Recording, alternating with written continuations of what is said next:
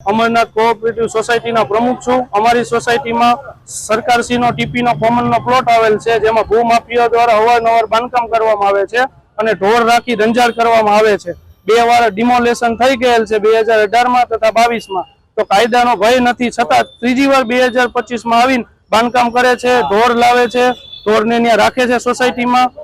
અને બીજી વસ્તુ ત્યાં રોગચાળો થાય છે। આરએમસી ને અવારનવાર અમે રજૂઆત કરેલી આવે છે, બાંધકામ પાડી જાય અને પાછા વ્યા જાય। કોર્પોરેટરને રજૂઆત કરી, હિતેશભાઈ ઢોલરિયા રાજકોટ શહેર ઉપપ્રમુખ એમને રજૂઆત કરી, બધા એમ કે તમે અરજી આપો, પણ આ કેટલી વાર અમારે અરજી આપવી? કોઈ વસ્તુનો નિકાલ તો જોઈએ ને।